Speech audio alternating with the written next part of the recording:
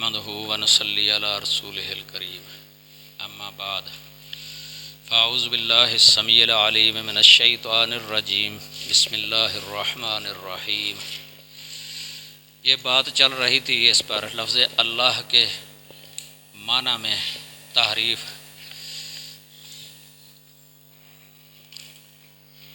اس پر جو ہے نا ایک رسالہ ہے، ویسے چھپا ہوا ہے اسی پر لفظ اللہ میں پرویزی تحریف۔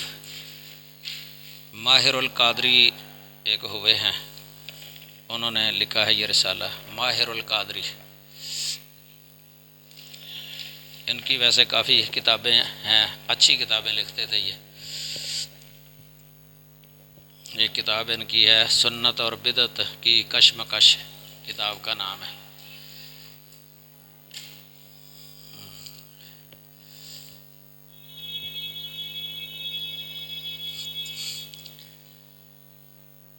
بدعات کے خلاف تھے یہ، توحید پر کتابیں ہیں ان کی۔ تو اس پر ایک کتاب یہ تھی، رسالہ چھوٹا سا ہے یہ، لفظ اللہ میں پرویزی تحریف، چھوٹا سا ہے رسالہ۔ اگر مل جائے تو فوٹو کروائیں یا پڑھیں، بہترین ہے یہ۔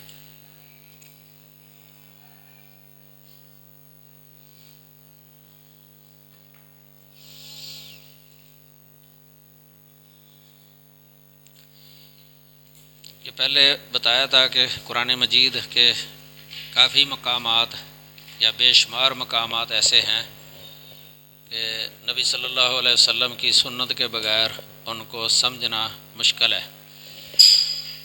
یہ زیادہ تر جو مجملات قرآن ہے نا، مجمل آیات جو ہیں ان پر عمل کرنا، اس کے ساتھ اس کا تعلق ہے۔ جس طرح نماز قائم کرنا یا پورا حج سے متعلق آیات، اس طرح روزے کے بارے میں آیات، زکوٰۃ کے بارے میں آیات، اس طرح دیگر عبادات قرآن میں مجمل ہیں۔ سنت کے اندر جو ہے نا وہ پھر ان کی تفصیلات ہیں اور پتہ چل جاتا ہے۔ کافی مثالیں کل بھی ذکر ہو چکی تھیں۔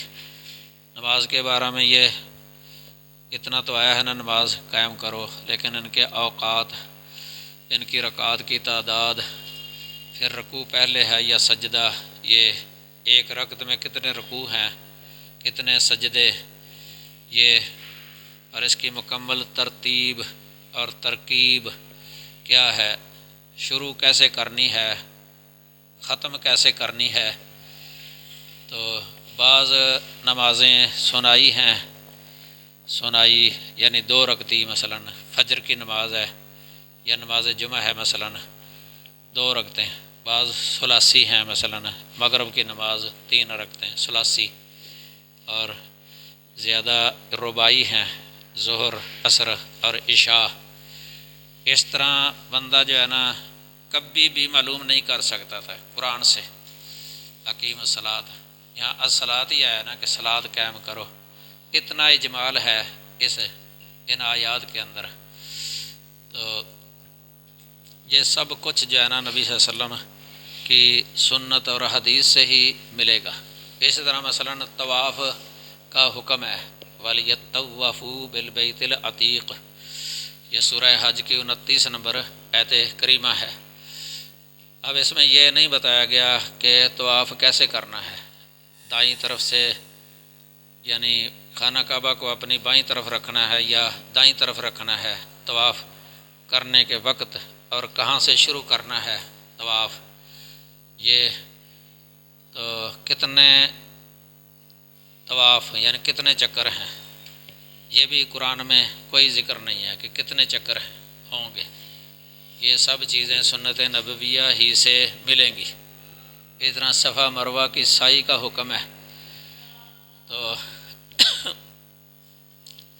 اس میں بھی جو ہے نا یہ اجمال ہی ہے۔ اب دیکھیں حجر اسود سے طواف شروع ہوتا ہے نا، تو حجر اسود پر پہنچتا ہے تو 1 چکر ہوتا ہے یہ، لیکن صفا اور مروہ کی سعی جو ہے نا یہ صفا سے شروع ہوتا ہے، پھر مروہ تک پہنچتے ہیں تو 1 چکر ہو جاتا ہے، 1، پھر مروہ سے صفا تک پہنچیں تو 2 ہو جاتے ہیں۔ خانہ کعبہ کا جیسے طواف تھا نا، وہ تھا کہ اسی جگہ پر پہنچے، یعنی حجر اسود تک، یہ پورا ایک چکر. لیکن ادھر جو ہے نا وہ صفا سے مروہ تک جائے تو ایک ہو گیا، مروہ سے پھر صفا تک دو، ساتواں جو ہے نا پھر مروہ تک پہنچ کے پورا ہو جاتا ہے. یہ سنت سے یہ چیزیں ملتی ہیں، احادیث نبویہ سے یہ چیزیں ملتی ہیں، پتہ چل جاتا ہے. تو یہ کسی طریقے سے جو ہے نا ویسے پتہ نہیں چل سکے گا اگر حدیث کو چھوڑ دیا جائے. تو کئی ایسے نبی صلی اللہ علیہ وسلم نے ایسے احکام بیان کیے ہیں جن سے قرآن ویسے ہی خاموش ہے، تو آپ اس اعتبار سے مبین ہیں. اسی میں یہ آ جاتا ہے عموم کی تخصیص اور مطلق کی تقیید، یہ اس میں آ جاتا ہے. یہ پہلے امام شافعی کا قول ذکر کیا تھا کہ آپ صلی اللہ علیہ وسلم نے جو بھی بیان فرمائے ہیں نا احکام وغیرہ، تو وہ آپ کا بیان قرآن ہی سے ماخوذ اور مستنبط ہے. قرآن اصل الاصول ہے. کل وجیز کا حوالہ دیا تھا اس پر، وجیز فی اصول الفقہ، اس میں شروع میں بحث لکھی ہوئی ہے اصول فقہ پر. گویا کہ آپ صلی اللہ علیہ وسلم کی سنت قرآن کی توضیح اور تفسیر ہی ہے، اور یہ چیزیں تدبر فی القرآن سے معلوم ہو جاتی ہیں. حدیث میں بھی تدبر کرے، سنت میں تدبر کرے، حدیث کے اندر تدبر، غور و فکر، اس طرح محدثین فقہاء محدثین نے کیا ہے نا احادیث کی کتب کے اندر جو ابواب قائم کیے ہیں، یہ استنباطات، یہ غور و فکر کرنے کے ساتھ ہے. تو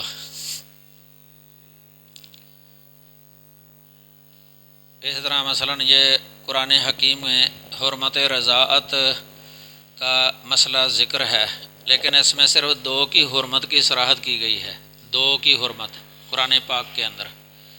یہ امہاتکم اللاتی ارضعنکم ایک، دوسرا ہے واخواتکم من الرضاعہ، سورۃ النساء ہے 23 نمبر آیت کریمہ. اس میں ایک رضائی ماں کا ذکر ہے اور ایک رضائی بہن کا ذکر ہے. یہ تو قرآن پاک کے اندر دو کی صراحت ہو گئی ہے. تو لیکن نبی صلی اللہ علیہ وسلم نے باقی رضائی رشتوں کا بھی ذکر کیا ہے، ان دو کے ساتھ ان کو ملحق کیا ہے، ان دو کے ساتھ. آپ فرماتے ہیں یحرم من الرضاعۃ ما یحرم من الولادۃ. سنن دارمی اور دیگر کتابوں میں یہ رضاعت کا مسئلہ عام ہے، صحیح بخاری کے اندر اور دیگر کتابوں میں ہے یہ. تو اس سے پتہ چلتا ہے کہ رشتے نسب کی، جو رشتے نسب کی وجہ سے حرام ہے نا وہ رضاعت کی وجہ سے بھی حرام ہو جاتے ہیں. تو 7 ہیں یہ 7، کیونکہ نسب کی وجہ سے 7 رشتے حرام ہو جاتے ہیں جو قرآن میں موجود ہے نسبی. تو رضاعت کے بھی 7 ہی حرام ہو جاتے ہیں. سمجھ لگی نا؟ رضائی بیٹی وہ بھی حرام ہے، رضائی بہن حرام ہے، رضائی بھانجی، رضائی بھتیجی، رضائی پھپھی، رضائی خالہ. تو قرآن میں صرف رضائی ماں اور بہن کا ذکر ہے.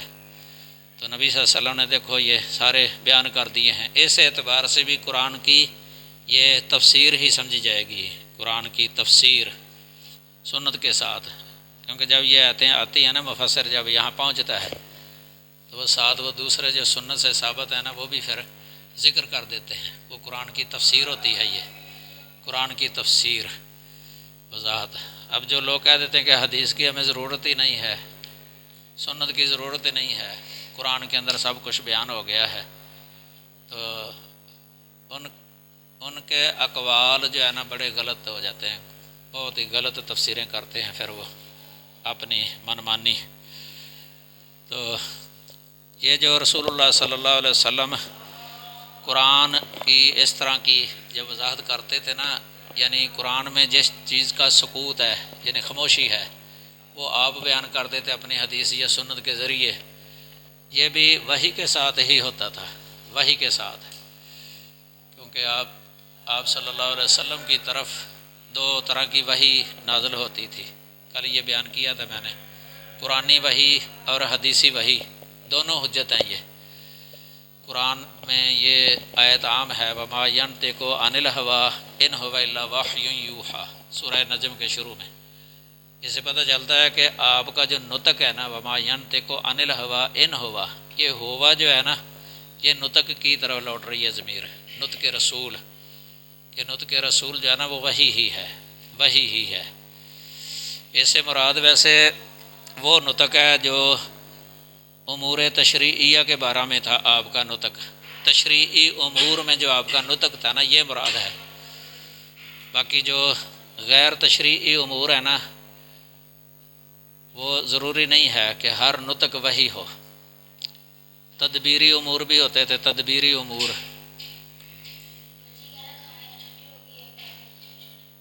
کئی معاملاتی امور بھی ہوتے تھے، معاملاتی، یعنی نبی صلی اللہ علیہ وسلم کی دو حیثیتیں ہیں، ایک حیثیت ہے من حیث انہ رسول اللہ، ایک آپ کی حیثیت ہے من حیث انہ رسول اللہ، اور ایک حیثیت ہے من حیث انہ بشر، من حیث انہ رسول اللہ۔ اس حیثیت سے جو آپ نے بیان کیا ہے نا وہ وہی ہے، لیکن جو من حیث انہ بشر، بشر ہونے کی حیثیت ہے، اس میں ضروری نہیں ہے کہ ہر بات آپ کی جو ہے نا وہ وہی ہو۔ حجت اللہ کے اندر یہ لکھا ہوا ہے ویسے، یہ کہ نبی صلی اللہ علیہ وسلم کی طرف سے جو ہمیں تبلیغ الرسال، تبلیغ یعنی علم پہنچا ہے نا، اس کی دو قسمیں بنائی ہیں، ما سبیلہ، سبیل و تبلیغ الرسالہ ایک پہلی ہے، اور دوسری جو اس کے علاوہ ہے، بعض کا تجربات کے ساتھ بھی تعلق تھا، بعض کا وہ عادات کے ساتھ بھی تعلق ہے، امور عادیہ،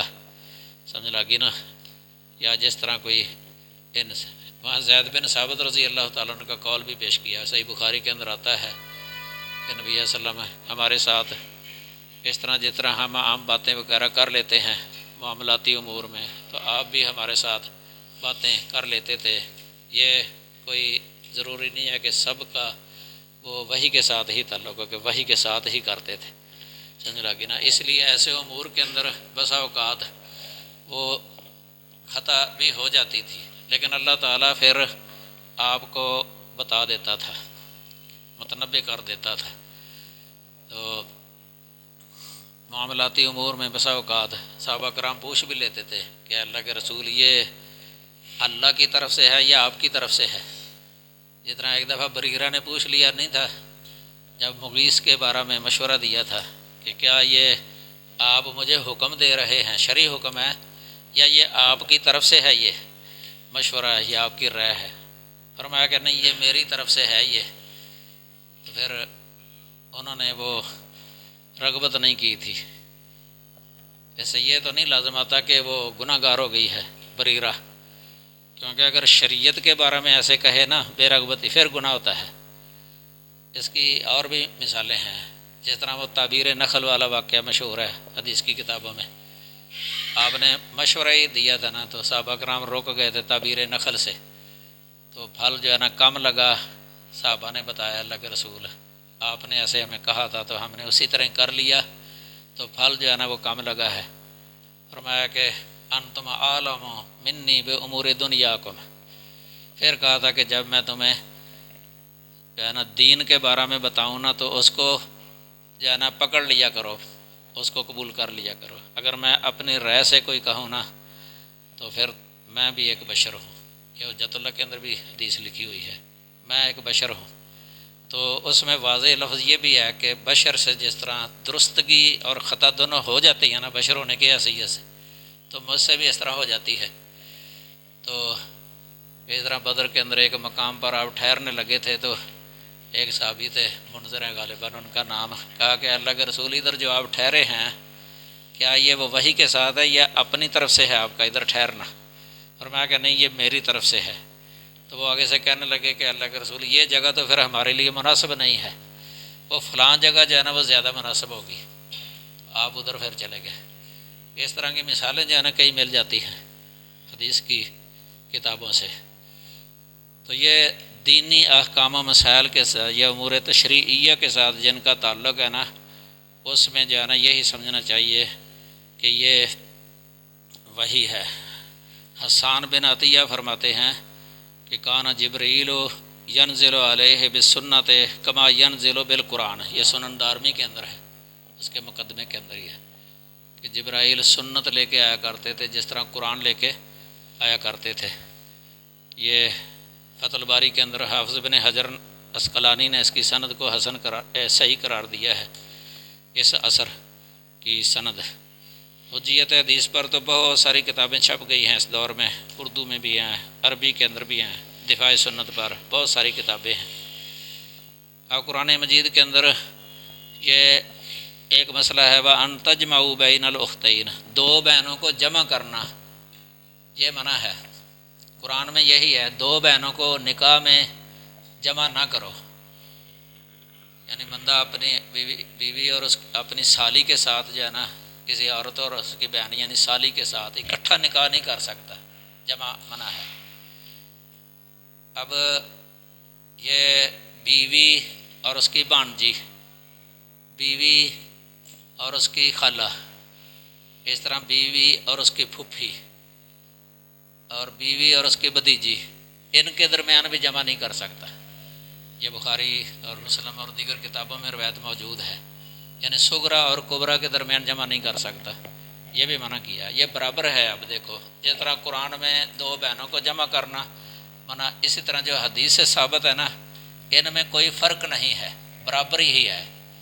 آج اگر کوئی کہے کہ قرآن نے تو منع نہیں کیا، میں کر لیتا ہوں، سارے ہی خلاف ہو جائیں گے، اس کے خلاف فتوے کی بچھاڑ ہو جائے گی، حرام کار کہا جائے گا اس کو، حالانکہ حدیث سے ثابت ہے۔ سمجھ لگی نا؟ تو مثالیں اس کی جو ہے نا بہت زیادہ ہیں۔ آپ صلی اللہ علیہ وسلم کا فرمان لا یجمع بین المرأۃ وعمتها ولا بین المرأۃ وخالاتها، بخاری وغیرہ۔ تو اگر آپ نے کھانا کھانا ہے تو کھا سکتے ہیں۔ بھوک لگی ہے یا ظہر کے بعد کھانا ہے تو پھر پڑھتے رہتے ہیں، جیسے آپ کہیں گے۔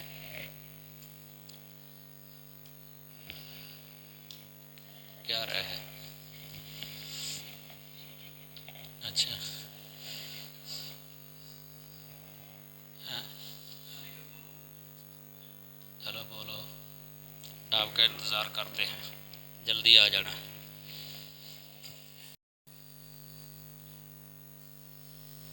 پہلے یہ ذکر ہوا تھا کل کہ صحابہ کرام نبی کریم صلی اللہ علیہ وسلم سے یہ سیکھتے تھے، تو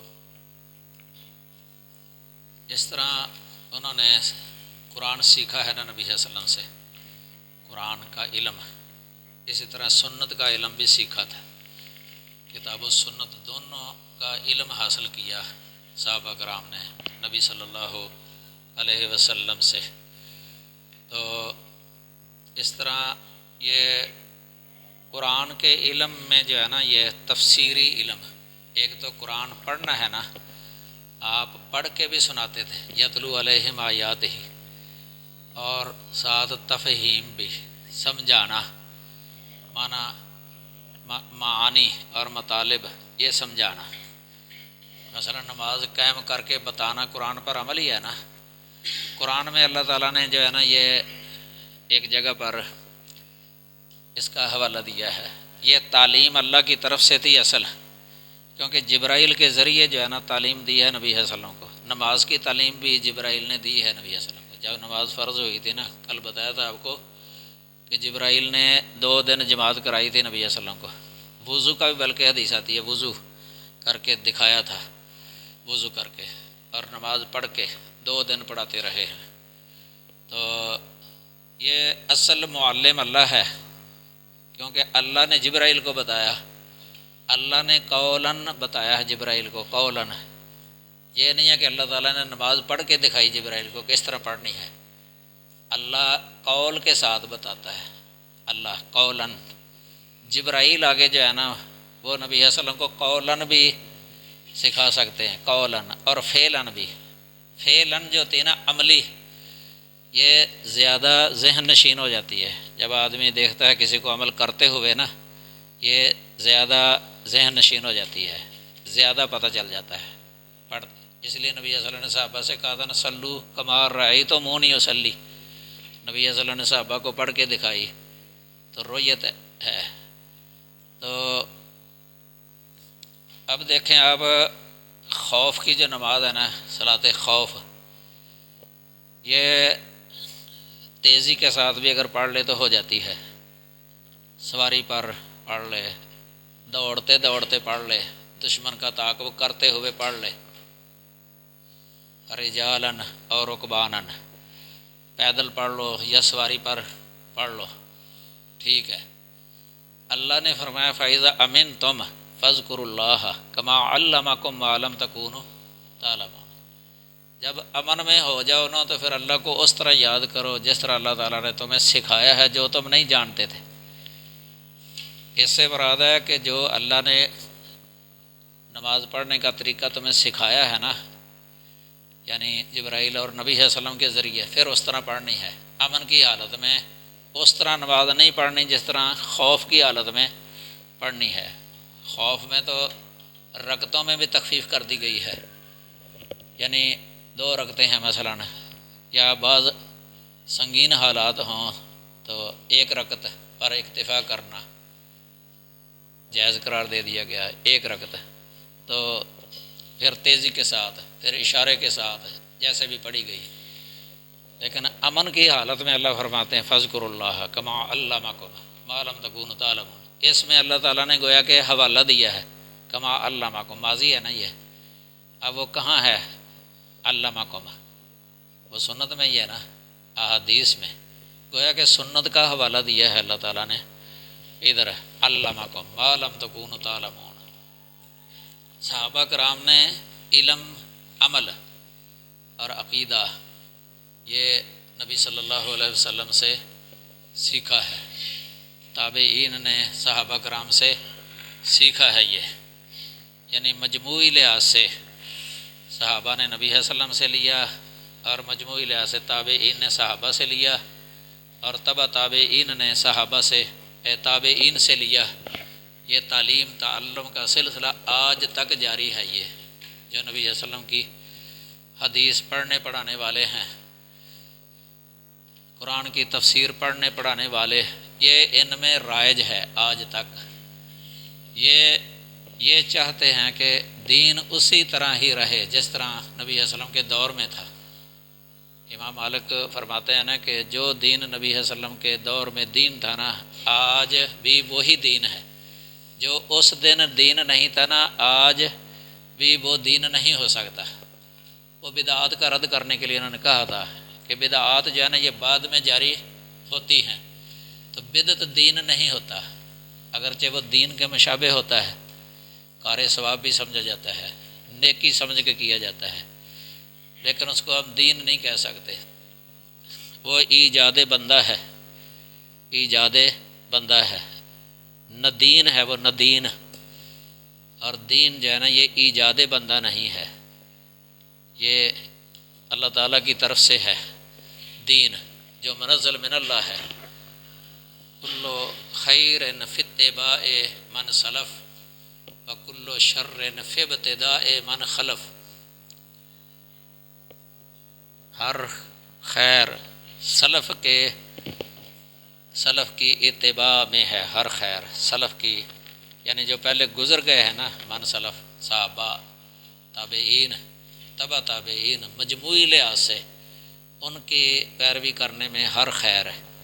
وَكُلُّ شَرٍ فِي ابْتِدَاءِ مَنْ خَلَفَ، اور ہر شر جو ہے نا بعد والے لوگ جو ہے نا انہوں نے اپنی طرف سے جو ایجاد کیے ہیں نا طریقے، طور طریقے عبادات کے، اس سے مراد و محدثات ہے، بدعات، ان کو اختیار کرنے میں ہر طرح کی شر ہے، ہر طرح کا شر ہے، نقصان ہے، سمجھ لگی نا۔ تو صحابہ کرام جو ہے نا نبی صلی اللہ علیہ وسلم سے انہوں نے علم حاصل کیا اور سیکھا، قرآن کے معنی اور مطالب وہ بھی سیکھے۔ یہ مشہور تابعی ہیں ابو عبد الرحمن، یہ سلمی، ابو عبد الرحمن عبداللہ بن حبیب نام ہے ان کا، یہ سیاستہ کے راوی بھی ہیں۔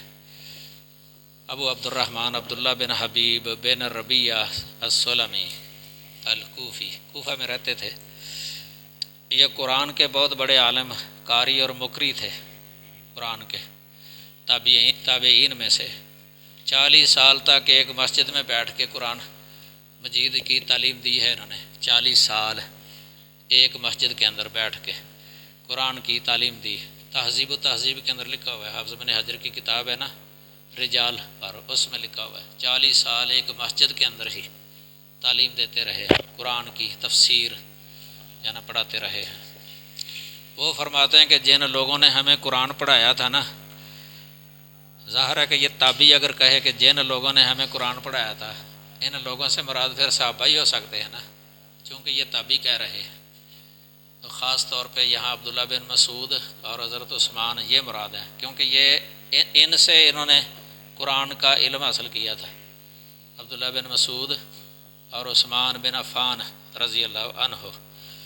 تو کہتے ہیں کہ وہ ہمیں بتایا کرتے تھے، یعنی صحابہ ہمیں بتایا کرتے تھے کہ جب ہم نبی صلی اللہ علیہ وسلم سے 10 آیات کی تعلیم حاصل کر چکتے تھے، 10 آیات سیکھ چکے ہوتے تھے، تو اس وقت تک آگے نہیں بڑھتے تھے، اس وقت تک آگے نہیں بڑھتے تھے جب تک ان آیتوں کا علم اور ان پر عمل مکمل نہیں کر لیتے تھے۔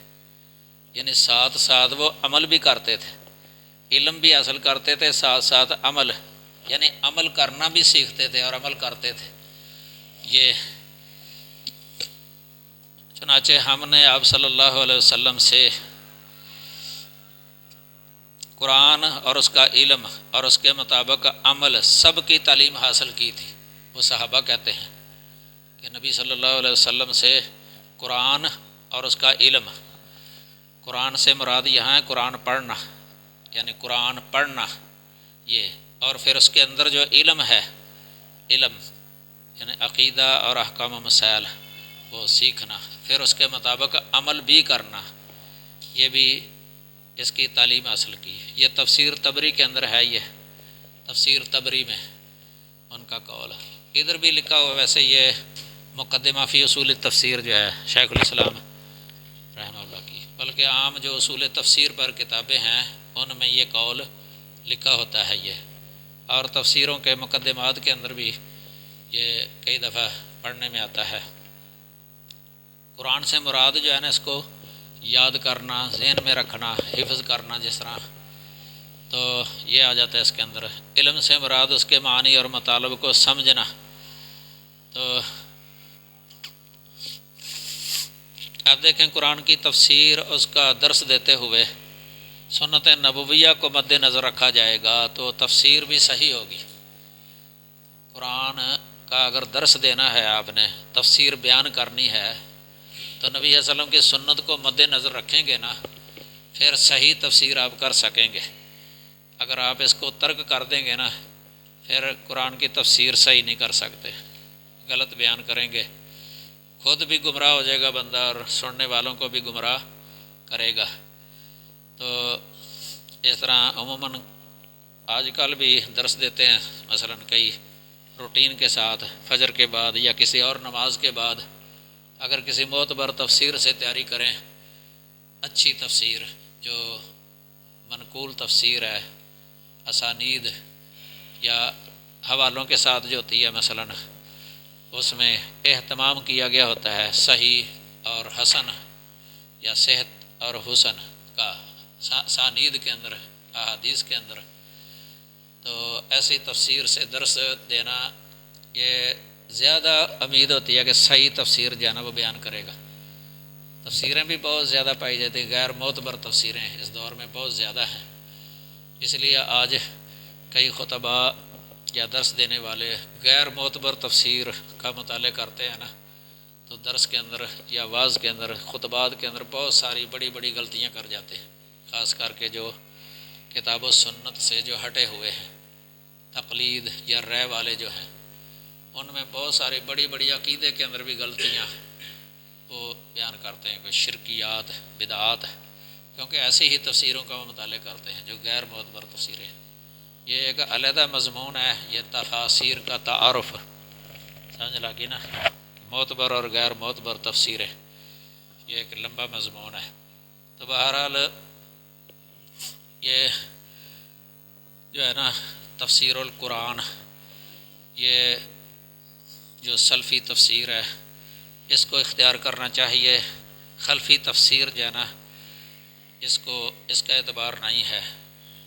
سلفی تفسیر سے مراد اہل سنت اہل حدیث کی وہ تفسیر ہے جو انہوں نے قرآن مجید کی، قرآن مجید کے ساتھ تفسیر کی، اور قرآن کی تفسیر حدیث و سنت کے ساتھ تفسیر، یا قرآن پاک کی صحابہ کرام کے جو اقوال ہیں ان کے ساتھ تفسیر. اور خلفی تفسیر سے مراد جانا یہ اہل بدع اہل اہوا کی تفسیر ہے. اس میں وہ سارے ہی فرقے آ جاتے ہیں جو اہل سنہ سے ہٹے ہوئے ہیں، اہل سنہ کے علاوہ. اہل سنہ سے مراد جانا یہ مجموعی لحاظ سے صحابہ، تابعین، تبع تابعین، ائمہ محدثین جو اہل الحدیث کے ساتھ معروف ہیں یا صحاب الحدیث کے ساتھ معروف ہیں. عام عقیدے کی کتابوں کے اندر، عقائد کے اندر ان کو اہل سنہ ہی کہا جاتا ہے. اور جو عبادات ہیں یا عملیات یا فقہیات، ان میں ان کو اصحاب الحدیث یا اہل الحدیث یا اہل العصر اور فقہائے حدیث یا فقہائے محدثین یہ کہا جاتا ہے. یہ کہہ کے وہ دوسرے نکل جاتے ہیں جو اہل رائے ہیں. اہل رائے تو ان کی جو تفاسیر ہے نا اہل رائے کی اتنی زیادہ معتبر نہیں ہوتی جتنی تفاسیر اصحاب الحدیث کی ہیں، اہل الحدیث کی تفاسیر. تو ان کو مد نظر رکھنا چاہیے. یہ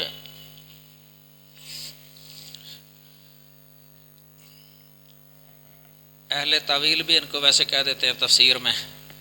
اہل تعویل جو سلفی تفسیر نہیں ہے، خلفی جو تفسیر ہے، کیونکہ یہ تعویل کرتے ہیں اللہ تعالیٰ کی اسماء اور صفات کی بہت طویلیں کرتے ہیں، بعید طویلیں کرتے ہیں. بلکہ سلف کے نزدیک تو وہ تعویلات فاسدہ ہیں، فاسد طویل. اس کے بارے میں کتاب چھپی ہوئی ہے، اگر آپ پڑھیں. اس کا نام ہے جنایت التاویل الفاسد علی عقائد الاسلام. جنایت التاویل الفاسد علی عقائد الاسلام. یہ موٹی کتاب ہے اور اس میں جتنے بھی اہل تعویل کے فرقے ہیں نا، اہل تعویل کے جتنے فرقے ہیں ان سب کی تعویلات کا ذکر ہے اور اس کا رد ہے. اور بہت زبردست کتاب ہے، یہ موٹی کتاب ہے. یہ تقسیم کی ہے پرانے فلاسفہ یا مناطقہ اور ان کے نظریات رکھنے والے، اور یہ جہمیہ، معتزلہ، ان کی جو طویلیں ہیں، خوارج کی جو طویلیں ہیں خارجیوں کی، اور روافظ کی جو طویلیں ہیں، آیات کی جو طویلیں کرتے ہیں رافضی. اسی طرح یہ جو بعد والے ہیں متکلمین، اشاعرہ اور ماتریدیہ، ان کی طویلات.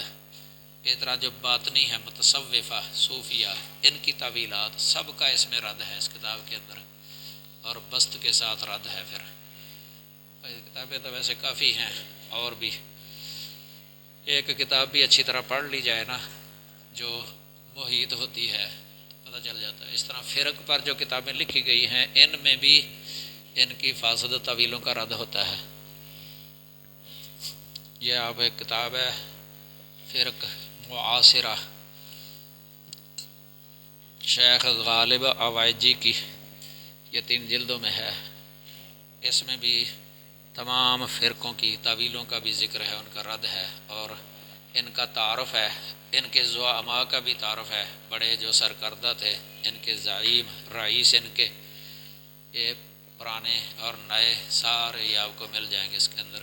ان کی طویلات کا بھی ذکر ہے، عقائد نظریات کا ذکر ہے، رد بھی ہے کتاب و سنت کی روشنی میں. یہ 3 جلدوں میں ہے. فرق پر جو ہے نا بہت ساری کتابیں ویسے آ چکی ہیں. ایک فرق پر موسوعہ بھی ہے انسائکلوپیڈیا، محمد اللہ عیق صاحب ہیں، کوئی 2 جلدوں میں، اردو میں ہے، یہ اردو میں۔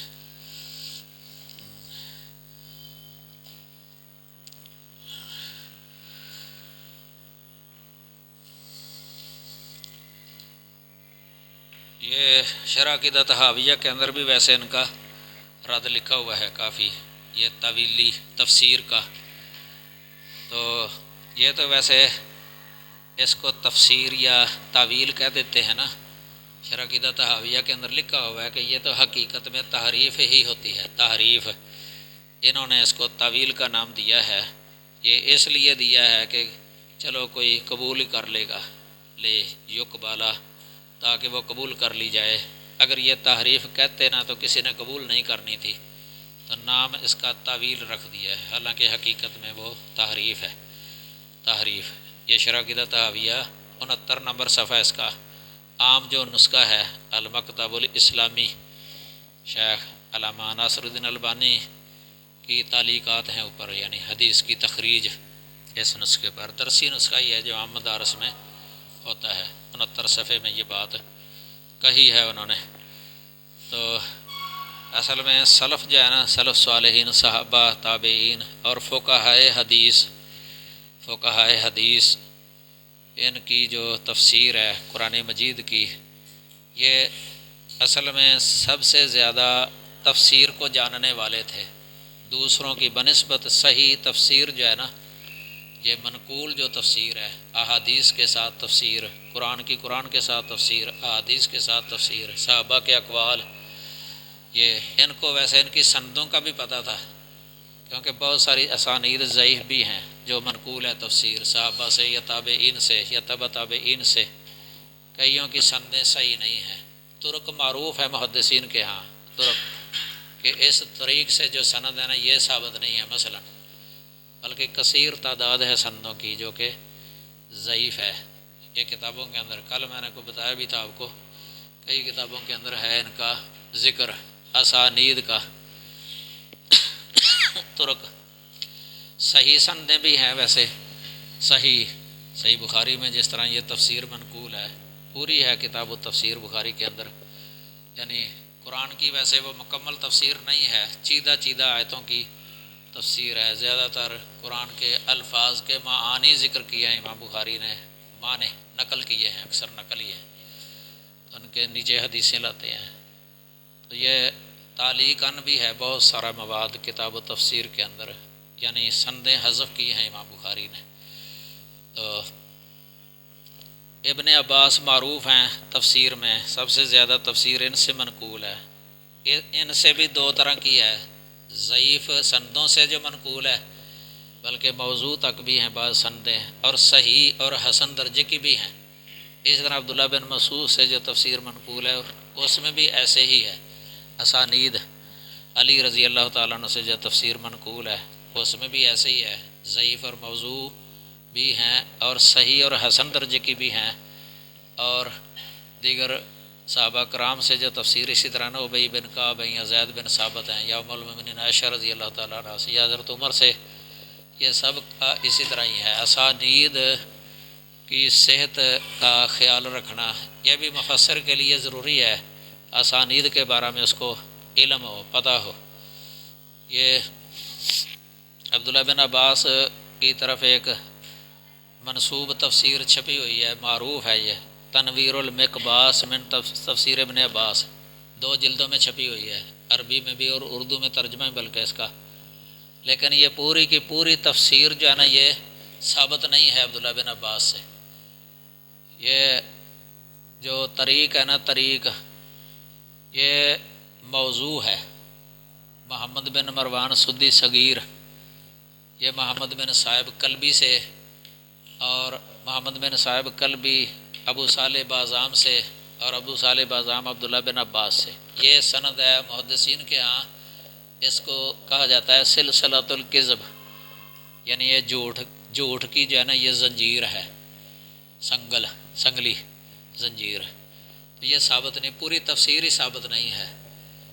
تو عام لوگوں کو تو پتہ نہیں ہوتا ان باتوں کا، عوام کو، وہ تو پڑھتے ہیں اردو ترجمہ اس کا آ گیا ہے، حالانکہ اس کے بارے میں بتانا چاہیے عوام تاکہ متنبع رہے۔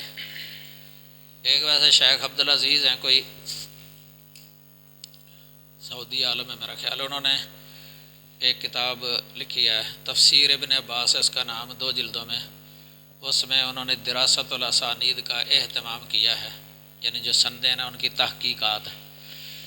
زیادہ تر جو اس طرح کی ہوتی ہیں نا وہ ذکر ہی نہیں کرتے، اس میں کوشش ہے ان کی کہ صحیح اور حسن درجے کی اس میں آ جائے، صحیح اور حسن درجے کی 2 جلدوں میں چھپی ہوئی ہے، تفسیر ابن عباس سے ہی ہے۔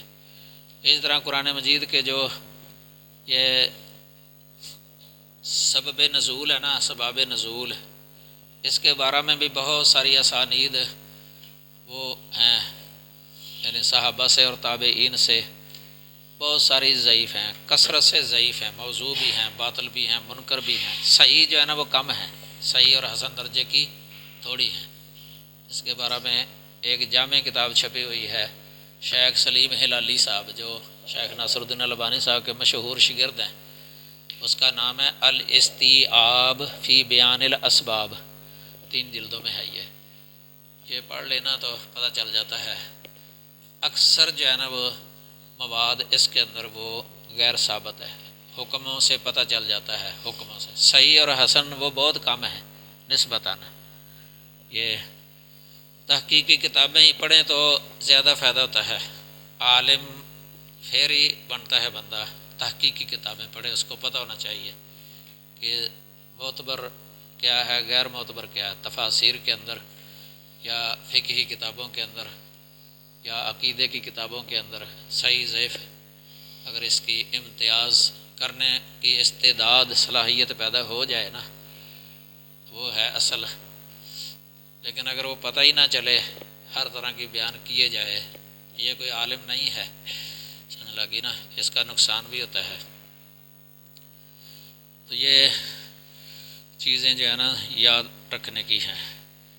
یہ جو سلف صالحین، صحابہ، تابعین اور فقہاء حدیث، یہی قرآن کی صحیح تفسیر سب سے زیادہ جاننے والے تھے، علوم قرآن میں سب سے زیادہ ماہر تھے۔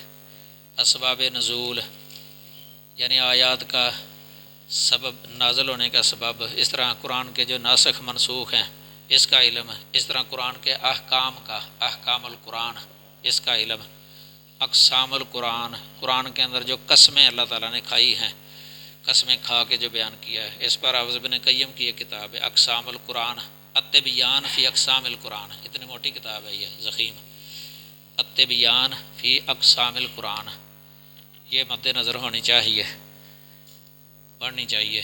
اس میں وہ یعنی جس چیز کی قسم کھائی ہے اس کے اور اس وہ قسم کے درمیان، جس چیز کی قسم اٹھائی ہے اور جس چیز کو ثابت کرنے کے لیے قسم اٹھائی ہے، ان دونوں میں جو مناسبت ہوتی ہے نا وہ بھی ذکر کر دیتے ہیں، یعنی دونوں میں تناسب، مناسبت۔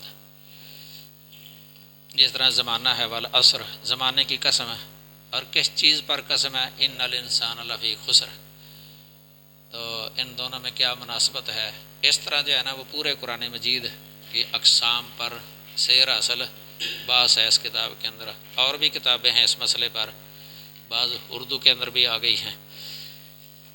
اس طرح غریب القرآن، قرآن کے جو غریب الفاظ ہیں یعنی کم استعمال ہونے والے، ان کو معلوم کرنے کے لیے لغت کی کتابوں کی طرف رجوع کرنا ضروری ہوتا ہے۔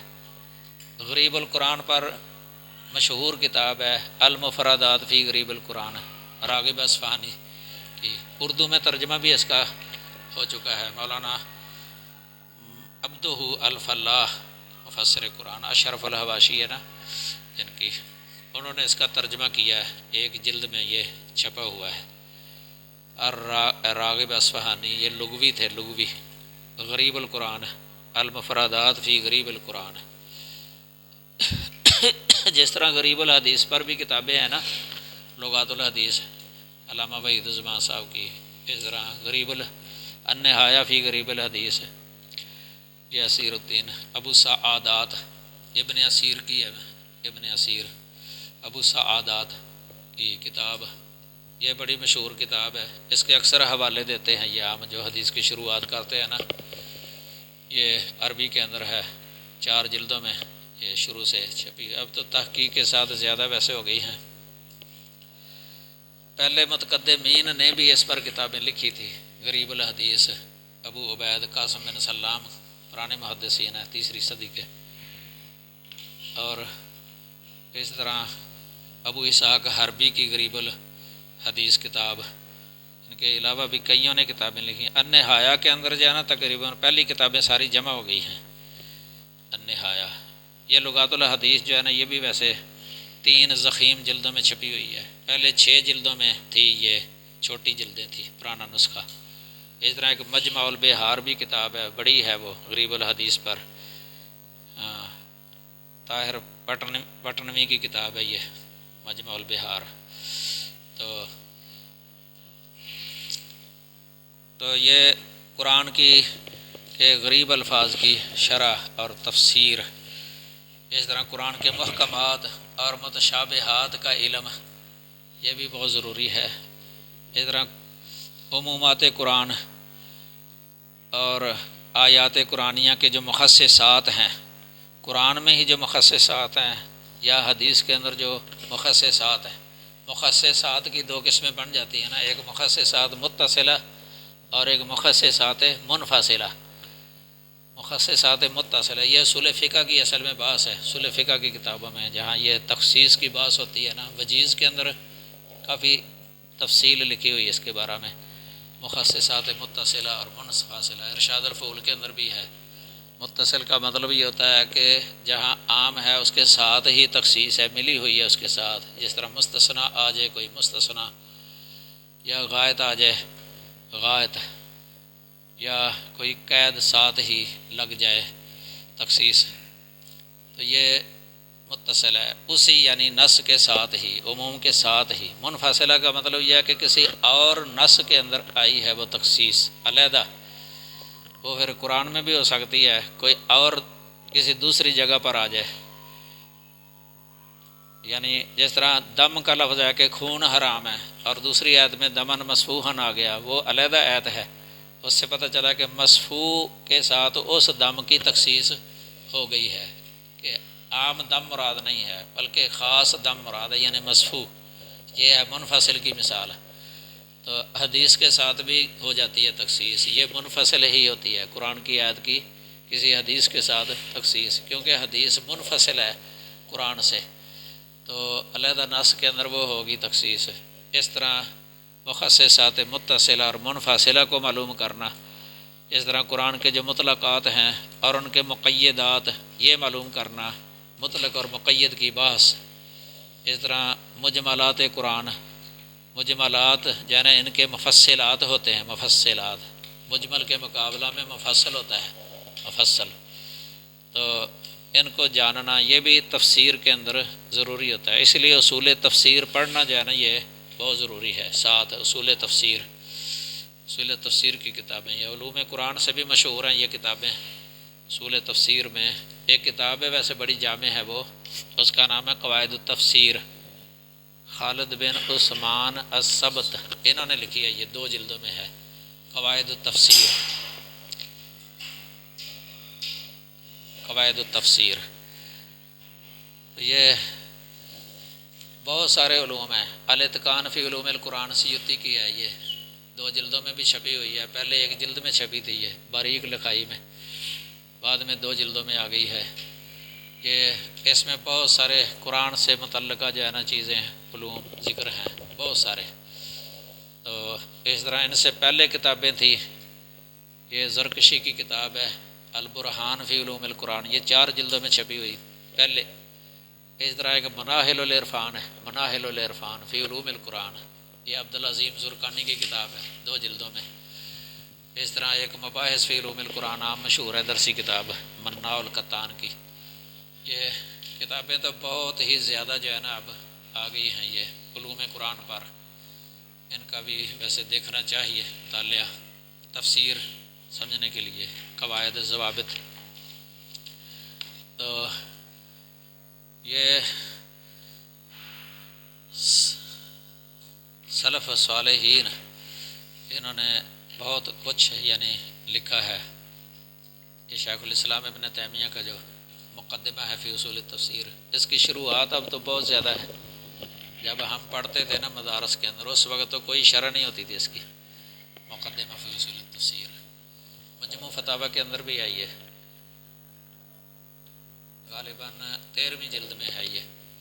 اس کا ویسے ترجمہ مولانا عبدالرزاق ملی آبادی نے لکھا ہے. اس پر مولانا عطا اللہ حنیف صاحب صاحب التعلیقات سلفیہ، ان کی تعلیقات بھی ہیں، فوائد نیچے اردو میں چھپی ہوئی ہے. یہ مقدمہ فی اصول التفسیر، ان کی شروعات جو ہے نا عربی کے اندر تو بہت آ گئی ہیں اس دور میں، عرب نے لکھی ہیں. بعض سے جو ہے نا یہ کافی وسیع ہیں، تو بہت سارا علم ہے اس کے اندر. تو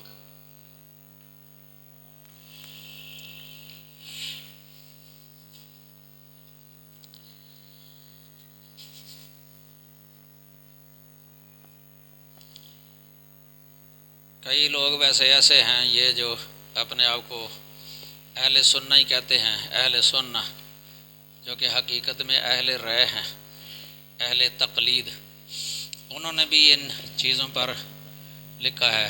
انہوں نے بھی قواعد اصول وغیرہ جو ہے نا یہ وضع کیے ہیں، تفسیروں میں استعمال کرتے ہیں، حدیث کی شروحات میں بھی، اپنی فقہیات کے اندر، فقہ کی کتابوں میں، احکام و مسائل میں بھی.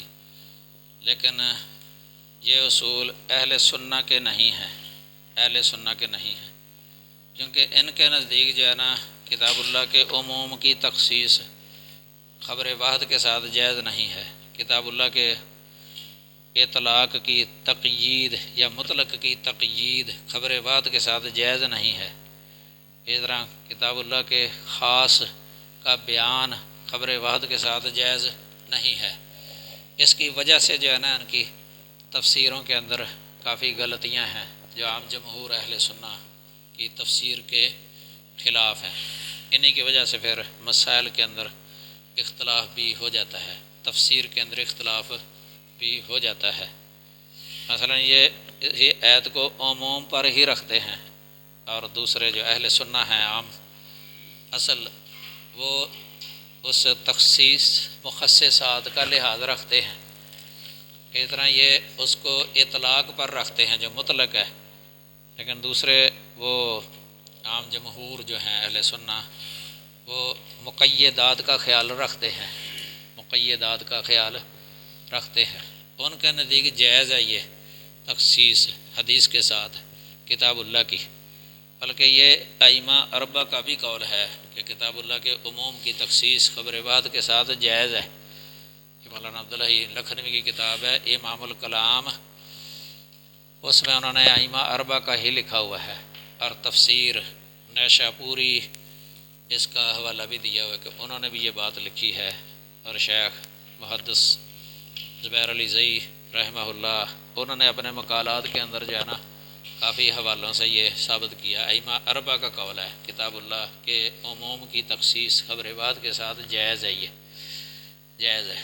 لیکن یہ کہتے ہیں کہ نہیں جائز، کیونکہ یہ نسخ ہے، اس سے نسخ ہونا لازم آ جائے گا، اور نسخ جائز نہیں ہے. کیوں نہیں جائز؟ کہتے ہیں کہ خبر واحد ظنی ہوتی ہے اور قرآن قطعی ہے، قرآن قطعی و ثبوت ہے، خبر واحد ظنی ہے، ظنی کے ساتھ قطعی کی تخصیص نہیں ہو سکتی. یہ جو ہے نا اس میں تفصیلات ہیں، ویسے یہ کلیہ جو ہے نا ویسے صحیح نہیں ہے، یہ مقدمات ہی صحیح نہیں ہیں جن مقدمات پر یہ اس کی بنیاد ہے.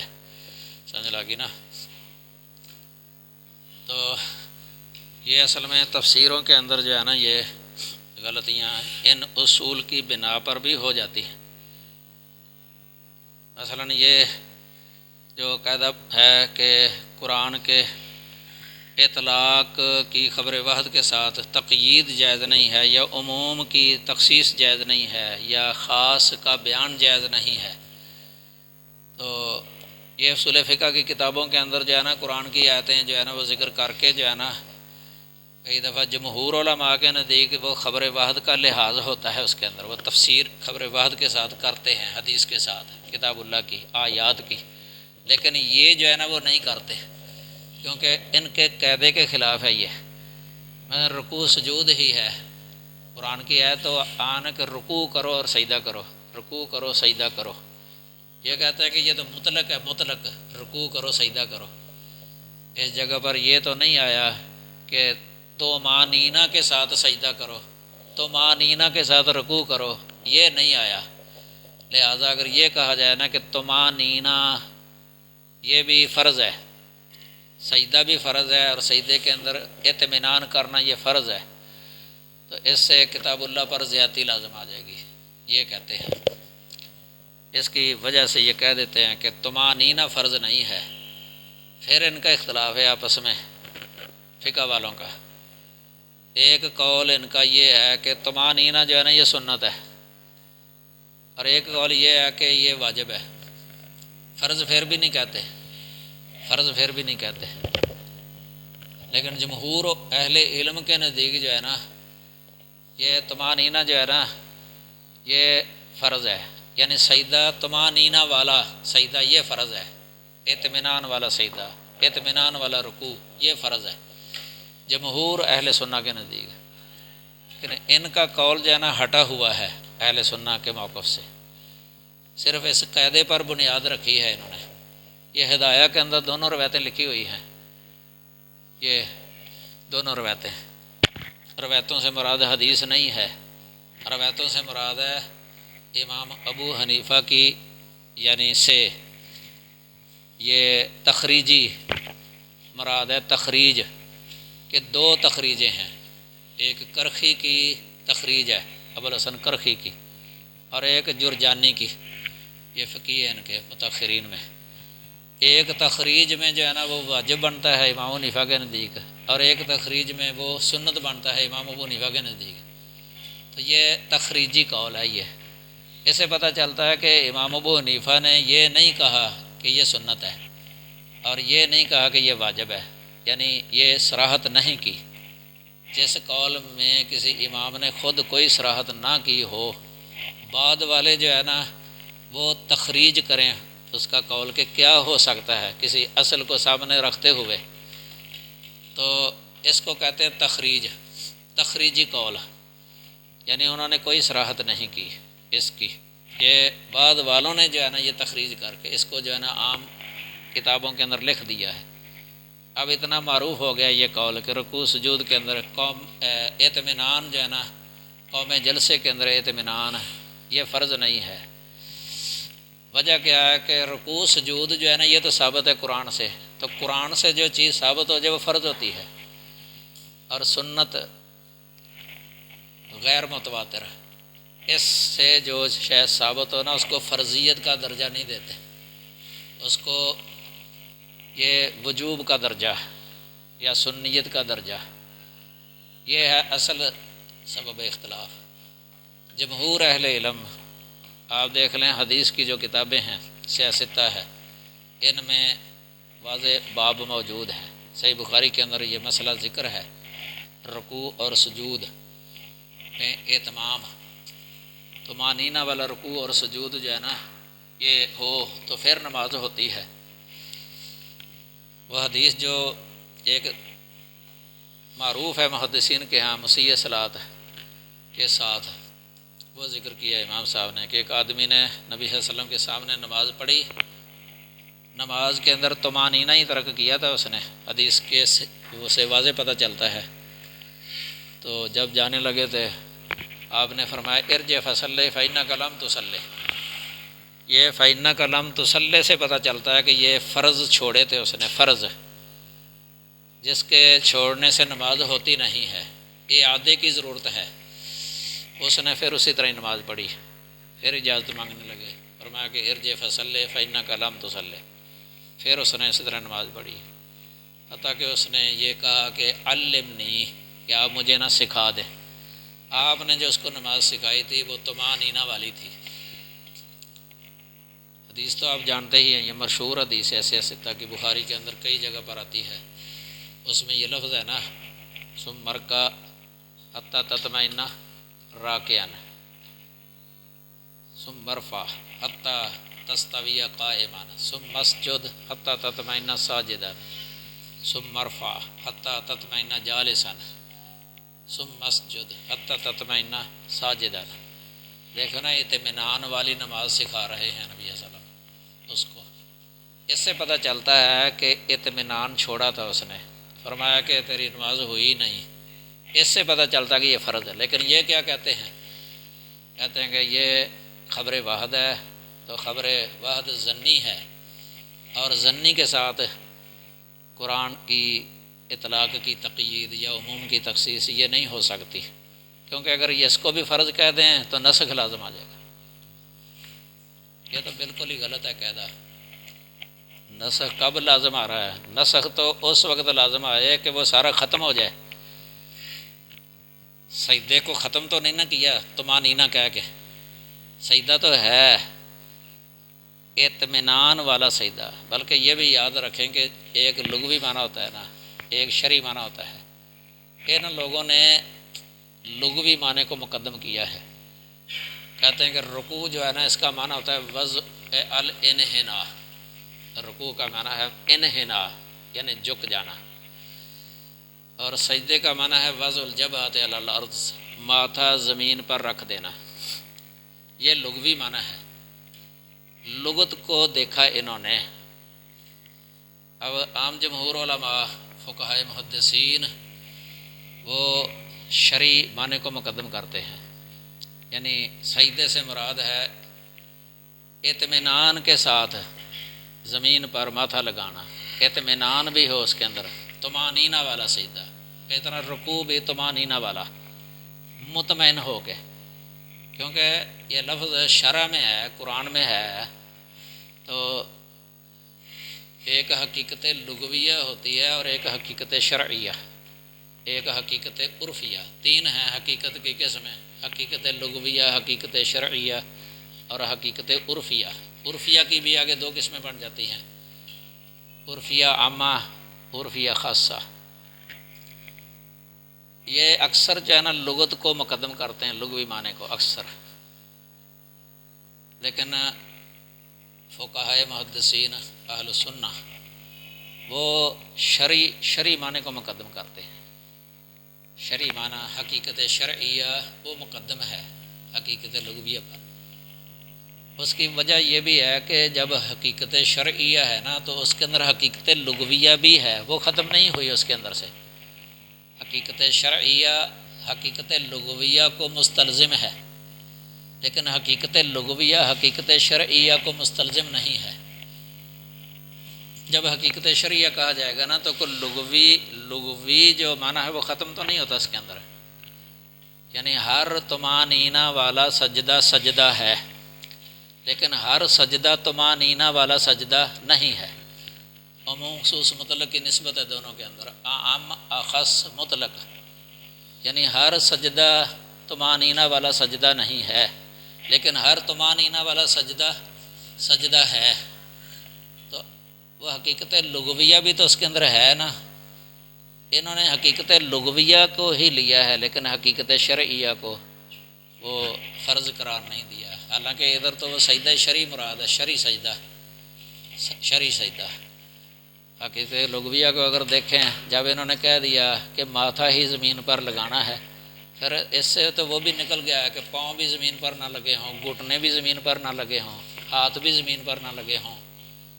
اس لیے کہ وہ مثالیں بھی دے دیتے ہیں، تفریح والی جو کتابیں ہوتی ہیں نا، جس پر تفریح ڈالتے ہیں کسی اصل پر، کہ اگر کوئی تکلف کر کے اس طرح کا سجدہ کر لے، پیچھے وہ اپنی ٹانگوں کو اٹھائے، یا کسی نے اس کے پاؤں کو پکڑ کے اوپر کر دیا ہو، گھٹنے زمین سے اوپر ہو گئے ہوں، اور ہاتھوں کو بھی اس نے اوپر کر لیا ہو، ماتھا زمین پر لگا ہو، تو یہ سجدہ ہو جائے گا۔ یہ حقیقت لغویہ ہے، کیونکہ اس میں حقیقت لغویہ میں صرف ایک ہی چیز ہے، وضع الجبہۃ علی الارض، لیکن شرع کے اندر کیا ہے؟ امرت ان اسجد علی سبعۃ اعظم، 7 اعضاء پر، یہ شرعی سجدہ ہے یہ۔ اب ان کے نزدیک جو ہے نا 7 اعضاء پر سجدہ یہ فرض نہیں ہے، اور جمہور کے نزدیک جو ہے نا، فقہائے محدثین کے نزدیک فرض ہے۔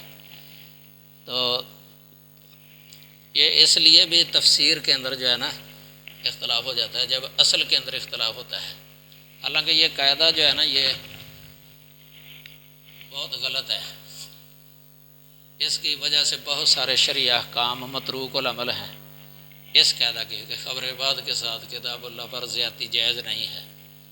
حافظ ابن قیم رحمہ اللہ نے اس کا رد لکھا ہے اعلام الموقعین میں 52 وجہوں سے اس کا رد لکھا، نقد کیا اس پر شیخ الاسلام نے اپنی کتابوں کے اندر۔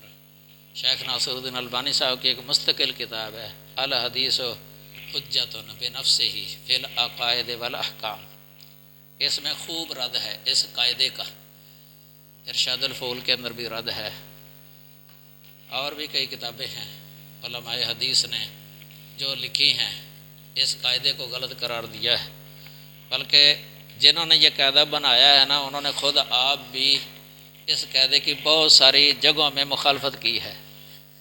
وہ کافی فقہی احکام و مسائل ہیں جن میں انہوں نے مخالفت کی ہے۔ یہ کل بھی ایک مثال ذکر ہوئی تھی، وہ سرقہ والے مسئلے میں۔ سرقہ اب مطلق یہ ہے چور کا ہاتھ کاٹو، اب قرآن میں یہ تو ذکر نہیں ہے کہ کتنی چوری کی ہو، یہ خبر وہاں سے ثابت ہے۔ ادھر بھی دیکھیں آپ حدیث جو بخاری میں آتی ہے لا تقطع ید السارق الا فی ربع دینار فصاعدا، یہ صحیح ہے، یہ قول اختیار نہیں کیا۔ وہ دوسرا قول ہے 10 درہم جو چوری کرے، حالانکہ وہ صحیح حدیث سے ثابت بھی نہیں ہے، تو ادھر جو ہے نا زیادتی کی ہے۔ یہ بہت ساری مثالیں ہیں اس کی، بہت ساری مثالیں انہوں نے خود آپ جو ہے نا زیادتی کی ہے خبر واحد کے ساتھ، اور پھر ضعیف حدیث کے ساتھ بھی، بلکہ کئی دفعہ ضعیف حدیث بھی نہیں ہوتی، قیاس کے ساتھ، رائے کے ساتھ۔ یہ بہت ساری مثالیں ہیں، سینکڑوں مثالیں ہیں۔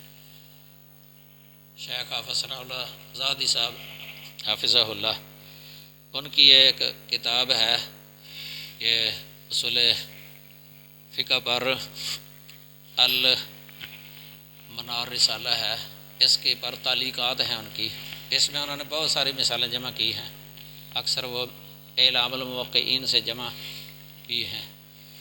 اور بھی کئی کتابیں ہیں جن میں اس قاعدے کو غلط قرار دیا ہے۔ فقہاء محدثین کے نزدیک جو ہے نا کتاب و سنت دونوں حجت ہیں، یہ تفسیر میں داخل ہے، بلکہ ابھی میں کل بھی بیان کیا تھا یہ تقیید جو ہے نا اور تخصیص، توضیح، تبیین، یہ سب یہ قرآن کی تفسیر میں داخل ہے، یہ اس کو تفسیر سے جدا نہیں کرنا چاہیے۔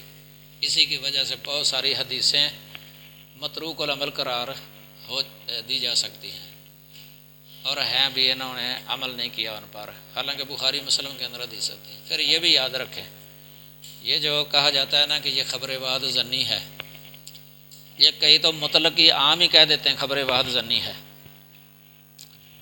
ادھر عام جمہور علماء کا، اہل سنہ کا اس پر اتفاق ہے کہ جو متفقون علیہ روایت ہوتی ہے نا بخاری مسلم کی، یہ قطعیت کا فائدہ دیتی ہے۔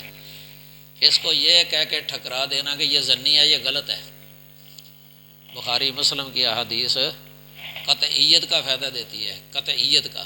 اس پر بہت سارے اقوال ہیں علماء کے، بہت سارے، یہ فضل الباری کے اندر بھی بحث ہے، اور حافظ ابن صلاح نے مقدمہ ابن صلاح کے اندر لکھا ہوا ہے، کہتے ہیں کہ پہلے میں قائل تھا کہ یہ ظن کا فائدہ دیتی ہے، لیکن میں نے اس سے رجوع کر لیا ہے۔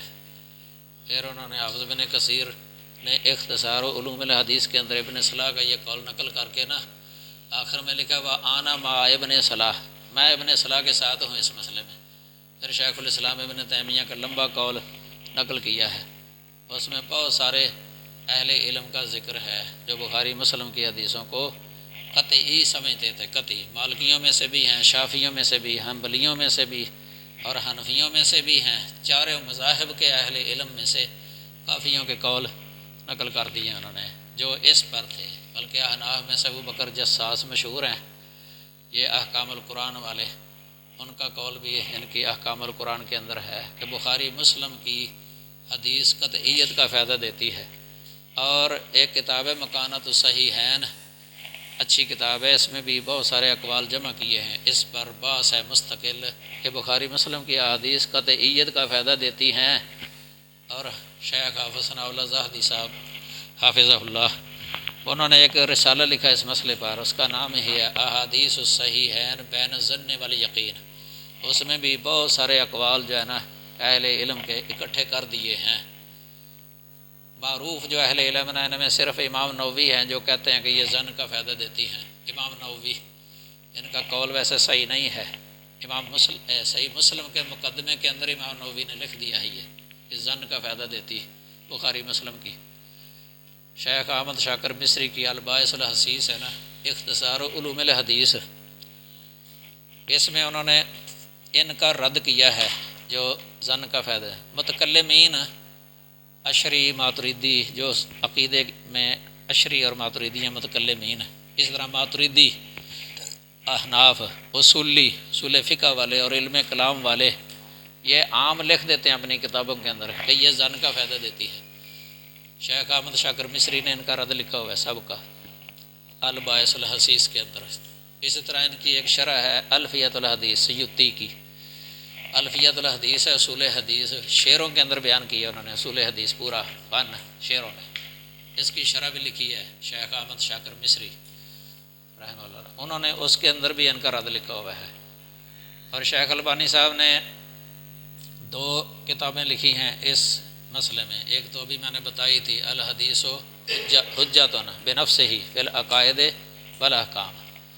یہ لوگ جو ہے نا جو کہہ دیتے ہیں کہ یہ ظنی ہے خبر بعد، اسی پر بنیاد رکھتے ہوئے انہوں نے یہ کہا ہے کہ عقیدے میں حجت نہیں ہے، کیونکہ عقیدہ ظنی نہیں ہوتا، وہ قطعی ہوتا ہے، لہذا ظنی دلیل نہیں بن سکتی عقائد کے اندر۔ اس میں بہت ساری حدیثوں کی تردید کر دی انہوں نے۔ شیخ البانی صاحب نے ان کے رد میں ایک رسالہ لکھا، اس کا نام ہے وجوب الاخذ بخبر الواحد فی العقائد، وجوب الاخذ بخبر الواحد فی العقائد، یہ چھپا ہوا ہے۔ ایک جب میں مدینہ یونیورسٹی پڑھتا تھا نا تو اسی پر میں نے بحث لکھی تھی، اس کا نام ہے حکم الاخذ بخبر الواحد فی العقائد، یہ عربی کے اندر ہے، حکم الاخذ باخبار الاحاد فی العقائد، عربی میں ہے یہ۔ تو محدثین جو ہے نا کوئی فرق نہیں کرتے تھے، فقہاء محدثین، بلکہ امام محمد کا قول، امام محمد شیبانی، ان کا قول لکھا ہوا ہے شیخ الاسلام نے الفتویٰ الحمویہ الکبریٰ میں، اس کے شروع میں، کہ مشرق اور مغرب کے علماء اس پر متفق ہیں کہ جو بھی احادیث ثقہ سے مروی ہے نا اللہ تعالیٰ کے صفات کے بارے میں، یہ قبول کی جائیں، حجت ہے، یہ قول ان کے خلاف بنتا ہے۔ اس طرح یہ مطلب خبر واحد عقیدے میں بھی حجت ہے اور عمل میں بھی حجت ہے۔ امام بخاری صحیح بخاری کے اندر حدیثیں لاتے ہیں، عقائد بھی ہوتے ہیں اس کے اندر، اعمال بھی ہیں، اخلاق بھی ہیں، قرآن کی تفسیر بھی ہے، اور محدثین کوئی فرق نہیں کرتے۔ یہ جو فرق کیا گیا ہے نا خبر واحد اور متواتر کے درمیان ہے حجیت کے اندر تفریق، یہ اصل میں معتزلہ نے یہ فرق کیا تھا پہلے، معتزلہ اصول فقہ کی کتابیں لکھتے تھے، انہوں نے کتابیں لکھی ہیں اصول فقہ کی کتابوں کے اندر، یہ لکھا گیا ہے ان کی طرف سے، اور یہی نقل ہوتے ہوتے بعد میں جو ہے نا ان کی کتابوں میں آ گیا، ماتریدیوں کی کتابوں میں، اشاعرہ کی کتابوں کے اندر اصل اسی طرح لکھ دیا ہے انہوں نے۔ تو معتزلہ جو ہے نا وہ کئی چیزوں کے اندر خبر بعد کو حجت نہیں سمجھتے تھے، یہ احکام کے اندر جو حلال ہر حرمت ہے، مثلا حرمت، فرضیت، رکنیت، شرطیت، حجت نہیں سمجھتے تھے، تو عقیدے میں بھی حجت نہیں سمجھتے تھے، لیکن فقہاء محدثین وہ حدیثیں بیان کرتے تھے عام صحیح سندوں سے جو ثابت ہیں، تو کوئی فرق نہیں کرتے تھے، فقہاء محدثین قبول کر لیتے تھے۔ اور ان میں بہت ساری حدیثیں ہیں جو کہ متروک العمل ہیں، بہت ساری احادیث متروک العمل، یہ لوگ یہ سرے سے ہی جو ہے نا یہ اصل صحیح نہیں ہے، غلط ہے۔ حافظ ابن حجر عسقلانی نے شرح نخبۃ الفکر کے اندر خبر کی قسمیں 2 ذکر کی ہیں خبر واحد کی، ایک خبر واحد محتف بالقرائن، اور ایک خبر واحد غیر محتمل قرائن. جو محتمل قرائن ہے نا، اس کی پھر آگے 3 صورتیں ذکر کی ہیں. ایک تو متفقون علیہ روایت، یہ محتمل قرائن میں، اور ایک ہے مسلسل بالائمہ، خبر واحد مسلسل بالائمہ. ایک خبر واحد مشہور 3 یا 3 سے زیادہ جس کے ترک ہیں، ان کو محتمل قرائن. اور انہوں نے تو ویسے یہ کہا ہے کہ یہ بھی قطعیت علم کا فائدہ دیتی ہیں. یہ علم سے مراد انہوں نے علم نظری لیا ہے، علم نظری. اور متواتر کے بارے میں کہتے ہیں کہ وہ علم یقینی کا فائدہ دیتی ہے متواتر. یہ فرق کیا ہے انہوں نے. علم نظری اس کا اتنا ہی مطلب ہے کہ یہ نظر و استدلال کے بعد حاصل ہو جاتا ہے. اس میں نظر و استدلال کی ضرورت ہوتی ہے، یعنی حاصل ہو جاتا ہے بعد میں. متواتر جو ہے نا وہ نظر و استدلال کے بغیر حاصل ہو جاتا ہے. نتیجہ یہی نکلتا ہے کہ خبر واحد محتمل قرائن وہ بھی علم یقینی کا فائدہ دیتی ہے، اگرچہ نظر و استدلال کے بعد ہی صحیح دے دیتی ہے. پھر انہوں نے کہا کہ جو حدیث کا علم رکھنے والے ہیں نا، رجال کی معرفت رکھنے والے ہیں، جرح تعدیل کا ان کو پہچان ہے، راویوں کے احوال کا علم ہے، ان کو یہ چیز حاصل ہو جاتی ہے. یہ معتزلہ تو ویسے بھی حدیث میں جو ہے نا یہ صفر تھے، فن حدیث میں صفر تھے معتزلہ. ان کو کوئی علم نہیں تھا. یہ کبھی تو متواتر کو خبر واحد کہہ کے ٹھکرا دیتے، تو کبھی وہ حدیث خبر واحد ہی ہوتی، ان کے موقف کے مطابق ہوتی تو اسے حجت پکڑ لیتے تھے معتزلہ. تو یہ جو ہے نا اہل سنہ کا موقف ہی صحیح ہے. ویسے جو غیر محتمل قرائن روایت ہے نا، خبر واحد غیر محتمل قرائن، اس کے بارے میں اختلاف ہے کہ یہ ظنی ہے یا قطعی ہے. امام ابن حزم کا تو موقف یہ ہے کہ یہ بھی قطعی ہے. احکام فی اصول الاحکام کتاب ہے ان کی اصول فقہ میں 2 جلدوں میں، اس میں انہوں نے کافی تفصیل لکھی ہے اس مسئلے پر اور ثابت کیا ہے انہوں نے دلائل سے. یہ کتاب جو درسی نہیں ہے، من عطیہ بالمنہ، اس میں بھی انہوں نے ابن حزم کا قول نقل کیا ہوا ہے کہ یفید العمل والعلم، کہ عمل اور علم دونوں کے لیے مفید ہے، یہ علم کا فائدہ دیتی ہے. یہ ابن حزم کا موقف. ابن قیم رحمہ اللہ کا موقف بھی یہی ہے. انہوں نے یہ بات الصواعق المرسلہ کے اندر بڑی بسط کے ساتھ بیان کی ہے، اور حجیت پر ہے. یہ 100 صفحے سے بھی زیادہ ہیں اس میں، اور ان کا خوب رد کیا ہے جو خبر واحد کو حجت نہیں سمجھتے. یہ کافی، یعنی ایک کتاب اور بھی ہے شبہات و رد و شبہات الالحاد عن اخبار الاحاد، کتاب کا نام ہے یہ، رد و شبہات الالحاد عن اخبار الاحاد. یہ عربی کے اندر ہے کتاب. انہوں نے بہت رد کیا ہے ان کا جو خبر واحد کو حجت نہیں سمجھتے عقائد کے اندر اور احکام کے اندر. یہ کہہ کے ٹھکرا دیتے ہیں کہ یہ ظنی ہے، یہ ظنی ہے.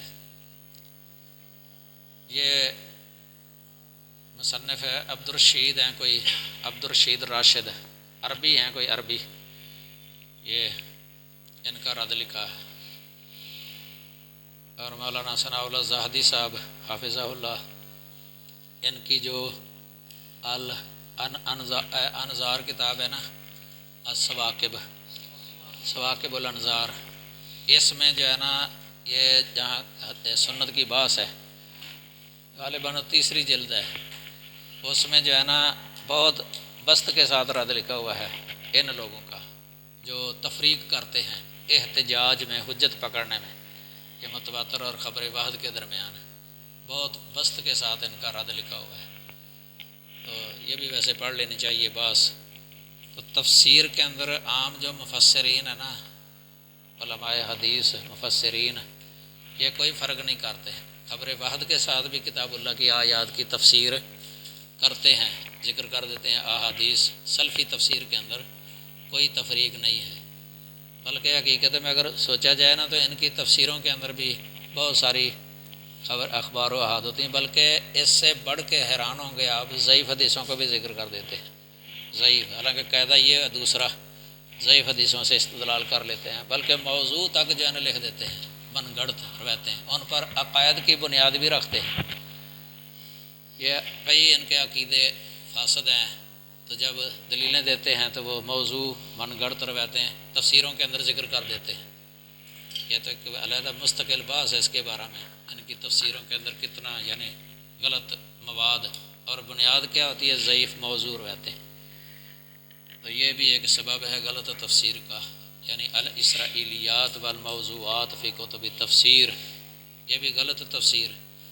یہ کل میں نے کتاب بتائی تھی نا، اسباب الخطا فی تفسیر، تفسیر میں خطا کے اسباب، یہ 14-15 لکھے آپ نے کل، تو ان میں یہ بھی تھا کہ ضعیف موضوع روایت پر بنیاد بنا لینا اور اس کو ذکر کر دینا کسی آیت کی تفسیر میں، اور اس کی مثالیں بہت ہیں، بلکہ ایک کتاب بھی بتائی ہے ڈاکٹر ابو شہبہ کی، محمد بن محمد ابو شہبہ رحمہ اللہ، الاسرائیلیات والموضوعات فی کتب تفسیر، کتاب کا نام ہے یہ۔ تو یہ ادھر اس طرح ہیں کہ وہ اس طرح کی روایتوں کو بھی درج کر دیتے ہیں، ادھر قاعدہ وہ ہے دوسرا کہ ظنی جو ہے نا وہ، حالانکہ وہ صحیح ہے، صحیح خبر واحد ظنی کہتے ہیں کہ وہ تو ظنی ہے جی۔ تو یہ تعجب کی بات ہے، یہ حیرانگی کی۔ بہرحال یہ آپ دیکھ لیں، یہی جو رکوع سجود کی ابھی بحث ہو رہی تھی، اس کا کتنا برا اثر پڑا ہے عوام کے اندر۔ یہ کہہ کہ طمانینہ فرض نہیں ہے، طمانینہ فرض نہیں ہے، کہ لوگوں کی نمازیں خراب ہوگی۔ اکثر لوگ تیزی کے ساتھ نماز پڑھتے ہیں، بلکہ نماز پڑھانے والے بھی بڑی تیزی کے ساتھ نماز پڑھاتے ہیں، طمانینہ چھوڑ دیا ہے۔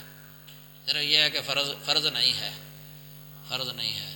اس سلسلے میں ملا علی قاری نے ایک کتاب لکھی ہے، حالانکہ وہ حنفی ہیں، پھر بھی انہوں نے ان کے رد میں ایک کتاب لکھی ہے، اس کا نام ہے فصول مہمہ، فصول مہمہ فی حصول المتممہ، متمہ، فصول مہمہ فی حصول المتمہ کتاب کا نام ہے، یہ چھپی ہوئی ہے عربی کے اندر۔ اس میں نماز میں یہ طمانینہ رکوع سجود کے اندر ٹھہر ٹھہر کے نماز پڑھنا بہت زیادہ رغبت دلائی ہے، اور ان کا رد کیا ہے جو یہ کہہ دیتے ہیں نا اس کے بغیر نماز ہو جاتی ہے۔ یہ کافی یعنی احادیث وغیرہ ذکر کی ہیں۔ یہ ملا بن سلطان علی قاری، ایک کتاب اور ہے وہ علامہ محمد بن پیر علی برکلی، محمد بن پیر علی برکلی، یہ بھی حنفی ہیں، انہوں نے معدل الصلاۃ ایک کتاب لکھی ہے، معدل الصلاۃ۔ اس کتاب کا ترجمہ ہمارے شیخ فقیہ الزمان حافظ عبد المنان نور پوری رحمہ اللہ نے کیا ہے، اوج الصلاۃ کے نام سے مشہور ہے۔ یہ رسائل جو چھپے ہیں نا آپ صاحب کے 3 جلدوں میں، ان میں یہ بھی رسالہ ہے آپ صاحب کا ترجمہ، اس عربی کتاب کا ترجمہ، یہ بھی عربی میں تھا تو آپ صاحب نے ترجمہ کیا تھا۔ یہ بہت اچھی کتابیں ہیں، ویسے مفید ہیں۔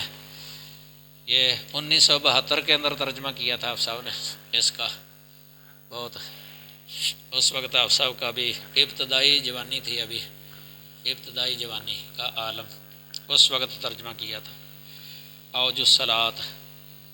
تو یہ کتاب ویسے ہے میرے پاس، دونوں کتابیں ہیں الحمدللہ۔ ان کو بھی پتہ ہے، ان کے جو بڑے ہیں نا، کہ ہماری نماز جو ہے نا وہ اس طرح نہیں ہے جو مطلوب ہے نماز۔ یا آپ سیرت امام بخاری پڑھ کے دیکھ لینا، مولانا عبدالسلام مبارک پوری رحمہ اللہ کی فقہائے محدثین کا طرز استدلال، اور ان کی جو فقہ ہے، فقہ الکتاب و سنہ، اور اہل رائے کی جو فقہ ہے، ان کا جو طرز استدلال استنباط ہے، ان دونوں میں کتنا فرق ہے۔ محدثین کی فقہ کے جو خصوصیات ہیں، جو امتیازات ہیں، وہ اس میں بست کے ساتھ لکھے ہیں، بلکہ انہوں نے یہ مثال ذکر کی ہے کہ عبادات کے اندر بھی ان کی فقہ کے مطابق اگر یا اصول کے مطابق اگر عبادت کرے نا بندہ، خاص طور پہ نماز، وہ ایسی نماز رہ جاتی ہے کہ جو اطمینان اور خشوع خضوع سے خالی ہے اگر اس کے مطابق۔ لیکن فقہاء محدثین نے جو حدیث کی کتابوں کے اندر نماز کا نقشہ، نبی صلی اللہ علیہ وسلم کی نماز نبوی جو لکھی ہے نا، وہ ہے اطمینان والی نماز، خشوع خضوع والی نماز۔ دیکھیں آپ ادھر رکوع، سجود، قوما، جلسہ، طمانینہ فرض نہیں ہے، طمانینہ رہ گیا۔ پھر نماز کے اندر قرات جو ہے نا مطلق قرات فرض ہے، فقہاء محدثین کے نزدیک سورۃ فاتحہ فرض ہے، ادھر مطلق قرات فرض ہے۔ مطلق قرات کی مثال پھر دیتے ہیں کہ کم از کم ایک آیت، ادنی ما یجزئ من القرات آیۃ عند ابی حنیفہ، ہدایہ کے اندر لکھا ہوا ہے ادنا، کم از کم ایک آیت، یہ فرض ہے، ادھر یہ ہے۔ پھر تشہد کے اندر قدر تشہد یعنی اتحیات جتنی مقدار میں پڑھا جا سکتا نا، اس اتنی مقدار بیٹھنا، قادہ اخیرہ قدر تشہد، یہ فرض ہے۔ پھر تکبیر تحریمہ فرض نہیں ہے، پھر آخر میں سلام پھیرنا فرض نہیں ہے۔ آخر میں نماز کوئی بھی ایسا کام کر لے جو نماز کے منافی ہو، قصد کر کے نماز سے نکل جائے۔ پھر مثال خود دی ہے وہاں کہ کوئی کلام کر لے، سلام پھیرنے کی جگہ پر کوئی کلام کر لے، بات کر لے کسی سے، یا ہنس پڑے مثلا، یا کھا لیا ہے کوئی شے، یا پی لی، یا ہوا خرج کی ہے قصدن، یہ مثالیں دی ہیں۔ خروج بسن المصلی یہ فرض ہے، یہ یعنی اس طرح ہے کہ نماز کا جو حلیہ اصل ہے نا نبی صلی اللہ علیہ وسلم سے جو ثابت ہے وہ بالکل ہی نہیں رہا، یہ فرق ہے۔ یعنی ان کے جو اصول ہے نا جو بنائے ہوئے، ان کی وجہ سے ایسے ہو گیا ہے یہ۔ اللہ تعالی ہمیں کتاب و سنت کے مطابق عقیدہ رکھنے اور عمل کرنے کی توفیق عطا فرمائے۔ آخر دعوانا الحمدللہ رب العالمین۔